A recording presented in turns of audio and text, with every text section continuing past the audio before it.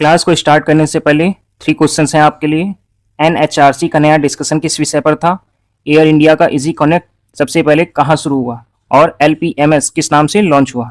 अगर तीनों के आंसर्स आपको पता है तो कमेंट करिए, नहीं पता है तो चलिए जानते हैं। आज 11 जून को मनाया जा रहा है इंटरनेशनल डे ऑफ प्ले। 2026 का थीम क्या है? इसका जो राइट आंसर है वह है protect play protect childhood. International day of play 2026 का थीम जो है वो प्रोटेक्ट प्ले प्रोटेक्ट चाइल्डहुड है। उद्देश्य क्या है? तो उद्देश्य यह है कि दुनिया भर के बच्चों को खेलने का समय, जगह और अवसर मिले, क्योंकि खेल से बच्चों का शारीरिक, मानसिक और सामाजिक विकास होता है। यह इसका प्रमुख उद्देश्य है। हाल ही में राजनाथ सिंह ने उत्तर प्रदेश के किस स्थान पर रक्षा भूमि पर 250 मेगावाट सोलर प्रोजेक्ट को मंजूरी दी? इसका जो राइट आंसर है वह है सीतापुर। सीतापुर जिले में 250 मेगावाट सोलर प्रोजेक्ट को मंजूरी मिली है। उद्देश्य क्या है? सेना की खाली पड़ी जमीन पर सूरज की रोशनी से बिजली बनाना, ताकि सेना का बिजली बिल कम हो और देश में साफ ऊर्जा का उपयोग बढ़े। हाल ही में असम सरकार और ईयू यानी यूरोपियन यूनियन ने मिलकर कौन सा क्लस्टर लॉन्च किया? इसका जो राइट आंसर है वह है ब्लू वैली क्लस्टर।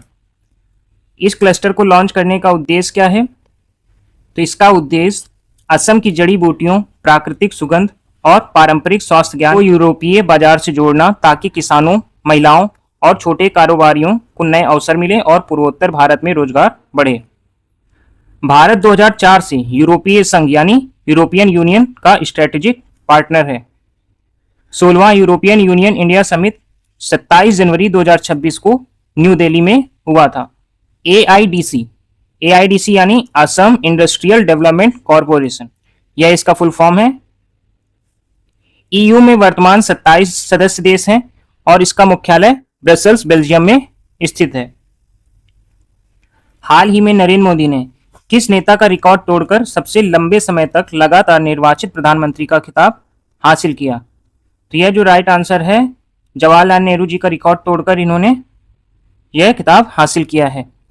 10 जून 2026 को यानी कि कल 4399 दिन पद पर रहने के साथ वे भारत के सबसे लंबे समय तक लगातार निर्वाचित रहने वाले प्रधानमंत्री बने हैं।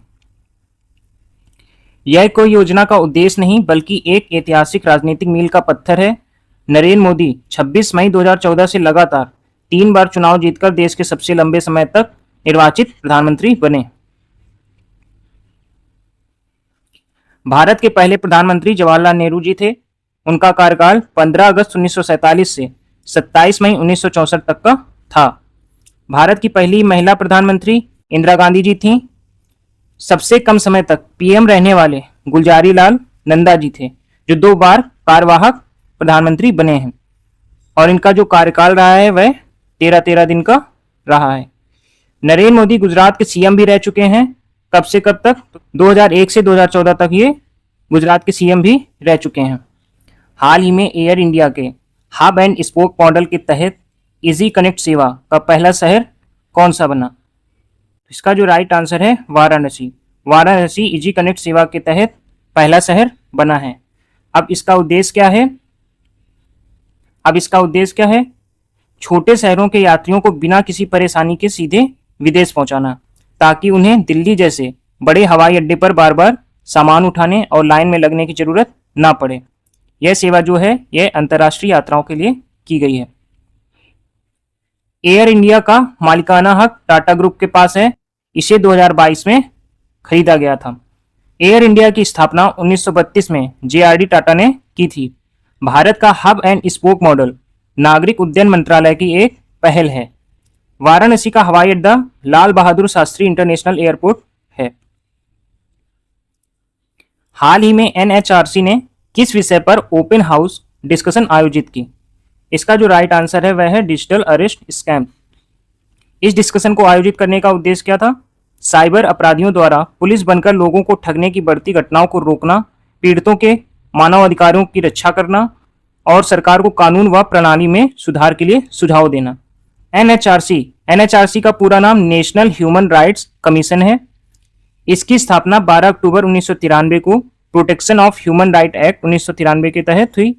एनएचआरसी का मुख्यालय न्यू दिल्ली में है।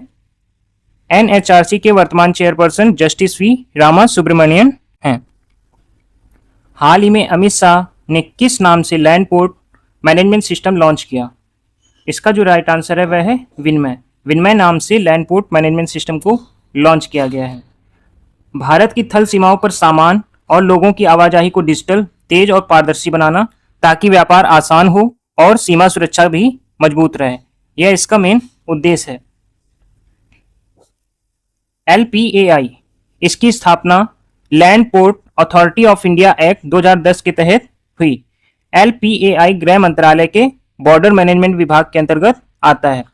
विनिमय, विनिमय का अर्थ हिंदी में आदान प्रदान यानी एक्सचेंज होता है। LPAI का फुल फॉर्म भी क्या होता है? Land port authority of India. तो ये थे आज के कुछ इंपॉर्टेंट प्रश्न। ऐसे ही एग्जाम ओरिएंटेड करंट अफेयर्स के लिए इन बुक को अभी सब्सक्राइब करें। मिलते हैं नेक्स्ट क्लास में। जय हिंद।